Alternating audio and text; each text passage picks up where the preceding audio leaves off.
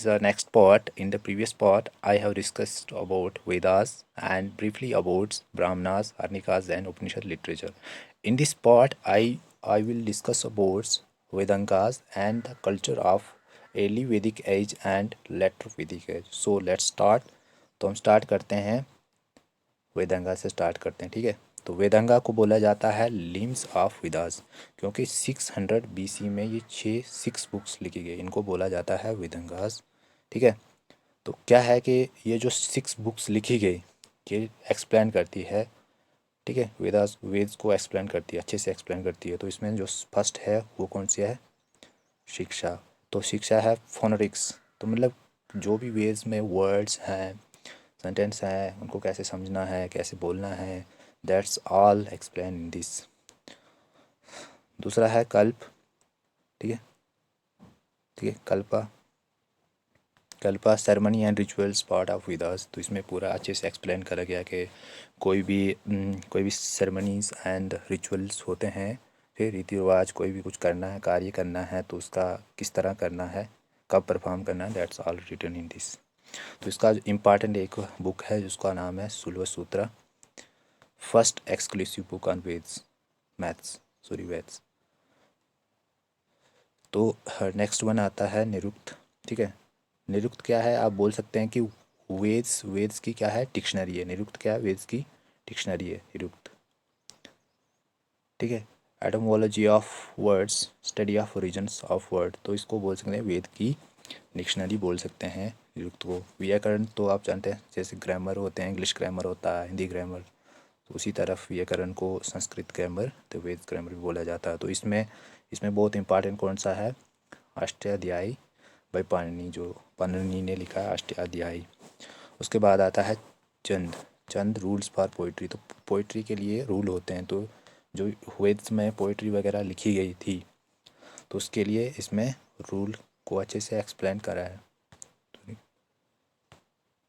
ठीक है। चंद में क्या है, रूल्स फॉर पोइट्रीज। ज्योतिष में deal with time, astrology, astrologist वगैरह होते थे, उसमें पूरा एक्सप्लेन है कि किस तरह सूर्य को देख के टाइम को बताना, ठीक है, ग्रहों की दशा वगैरह, इसमें पूरा एक्सप्लेन, अच्छे से एक्सप्लेन है। देखते हैं कल्चर के बारे में, ठीक है। तो इसमें आता है, पहले सबसे पहले देखेंगे हम एर्ली वैदिक एज का, ठीक है। तो इसका टाइम है 1500 बीसी से 1000 बीसी। तो इस टाइम जो भी मतलब पॉलिटिकल सिस्टम था कैसा था, तो इसमें ट्राइबल पॉलिटिकल सिस्टम था, ठीक है। और इनका जो हेड हुआ करता था, मतलब एक ट्राइब का जो, ठीक है, ट्राइब का जो हेड हुआ करता था उसको राजन बोला जाता था, और उसका उसकी ट्राइबल असेंबली में, ठीक है, सभा हुआ करती थी और समिति हुआ करती। तो मतलब ऐसे बोल सकते हैं कि ट्राइबल पॉलिटिकल सिस्टम था, उनका जो हेड हुआ करता था उसको राजन बोला जाता था। और इसमें जो ट्राइबल असेंबली थी उसमें दो हिस्से थे, एक सभा, सभा में सभी मेंबर आते थे जो भी उस ट्राइब में आते थे। तो समिति, समिति में मतलब वो लोग आते थे जो कोई भी डिसीजन वगैरह बनाते थे या इम्प्लीमेंट करते थे। तो ये एरिया कौन सा एरिया, कौन सा था, ये वाला एरिया था सप्ता सिंधुआ रीजन, ठीक है, जहाँ पे मतलब इंडस एंड इट्स ट्रिब्यूटरीज का एरिया आता है। तो एडमिनिस्ट्रेशन कैसे चलाते थे, प्रशासन वगैरह, तो इसमें regulated with the help of, ठीक है, होल ट्राइब, ठीक है, डेमोक्रेटिक का system at the time of Rigveda. तो उस टाइम नो आर्मी थी, ठीक है, कोई आर्मी नहीं थी, मतलब डेमोक्रेटिक सिस्टम था, लोगों को मतलब चुनाव चुनाव होके कोई इलेक्ट किया जाता था।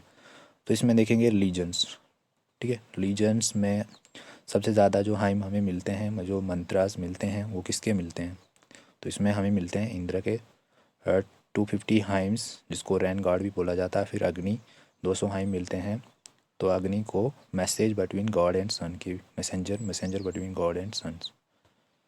सो नेक्स्ट पार्ट में तो अब कुछ देख रहे थे हमने, पहले इंद्र देखा था, फिर अग्नि देखा था, वर्ण देखते हैं। तो वर्ण कंट्रोलर ऑफ कॉस्मिक ऑर्डर्स, ठीक है, कंट्रोलर ऑफ कॉस्मिक, ठीक है।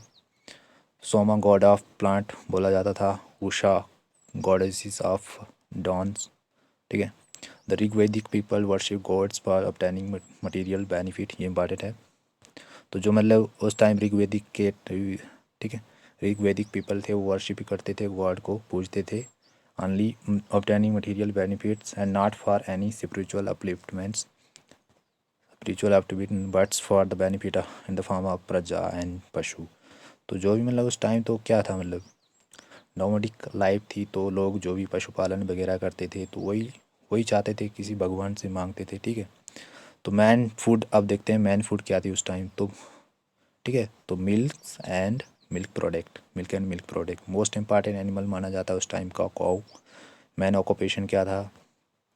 मैन ऑक्यूपेशन था एनिमल रीडिंग, पशुपालन, सब्सटेंस एग्रीकल्चर होता है जितना मतलब खुद के लिए प्रोड्यूस करना उसको सब्सटेंस। तो इसमें ये वाले कुछ इंपॉर्टेंट पॉइंट है, जैसे गोमत क्या बोले जाता था, गोमत रिच मैन, ठीक है, गोमत इज़ रिच मैन, ठीक है। पोसेसर ऑफ मैनी काउ, जिसके बाद बहुत सारी गायें हुआ करती थी।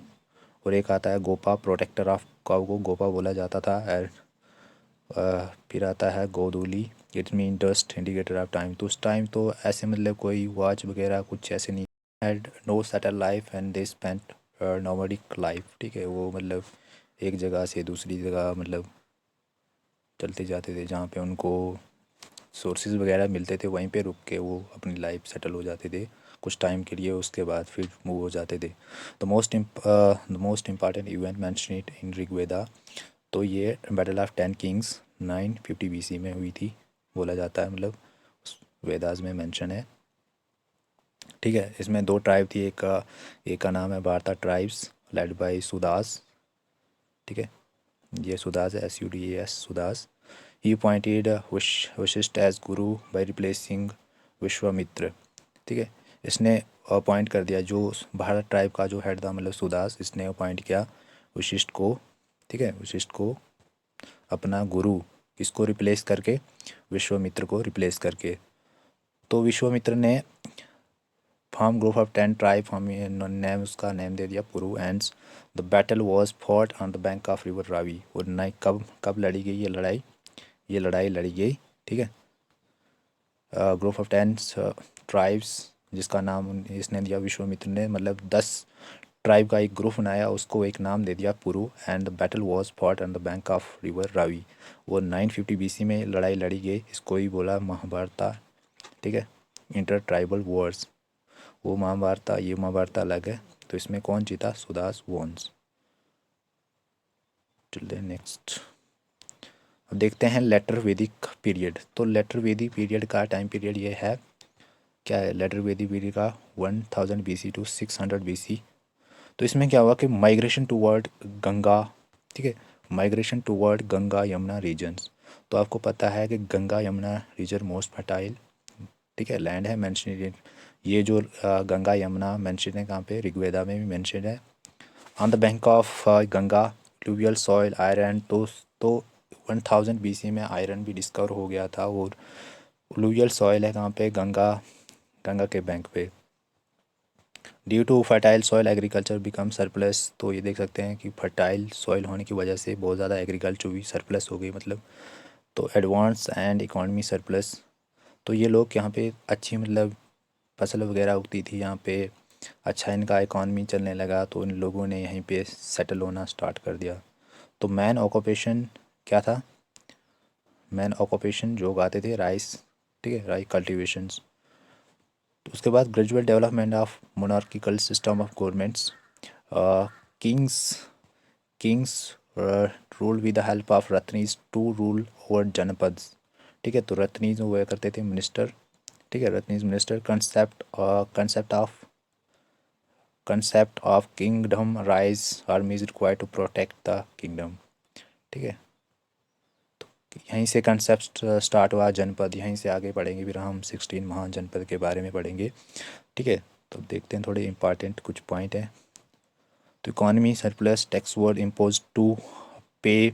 तो कोई भी मतलब जैसे उस टाइम तो कोई, ठीक है, तो इकॉनमी मतलब जो भी आर्मी और मिनिस्टर हुआ करते थे, ठीक है, राजा के पास, तो उनके लिए कुछ, उनको पे करने के लिए कुछ तो उसको टैक्सीज वगैरह लेने पड़ते थे।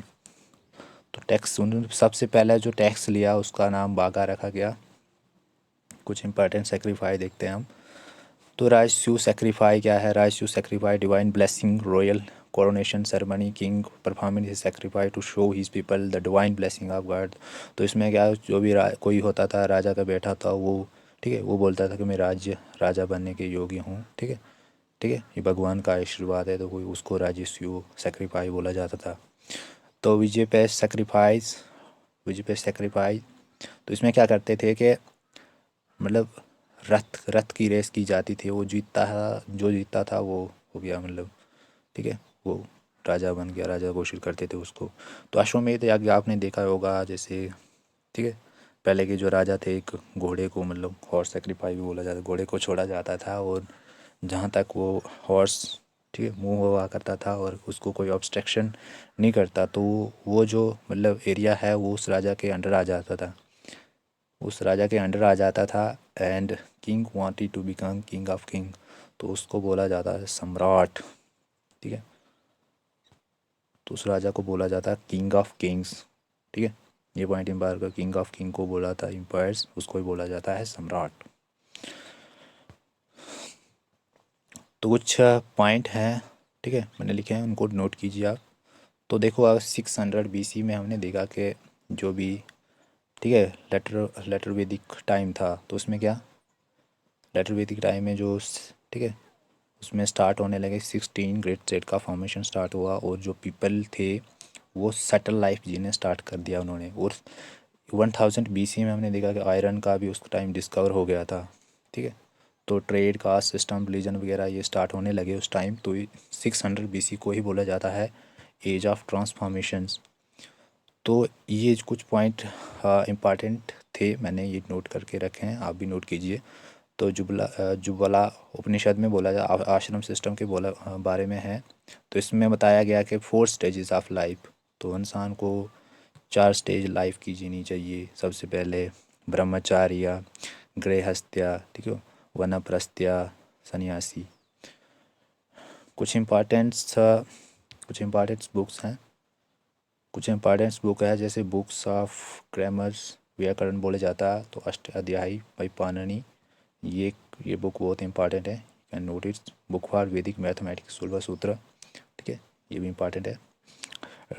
Law book for Hindus, Manusmriti, ठीक है, ये भी इंपॉर्टेंट है। तो कुछ कहाँ कहाँ से कुछ वर्ड्स जो हमने लिए, ठीक है, प्रेजेंटली जो वर्ड हैं, तो कहाँ सत्यमेव जयते हमने मुंडक उपनिषद से लिया है। तमसो माँ ज्योतिर्गमाया, ज्योतिर्गमाया, ठीक, वेद नायक का उपनिषद से लिया है हमने ये वाला। एंड गायत्री मंत्र हमने ऋग्वेदा से लिया है। तो आज के लिए इतना ही, और मिलते हैं नेक्स्ट पार्ट में।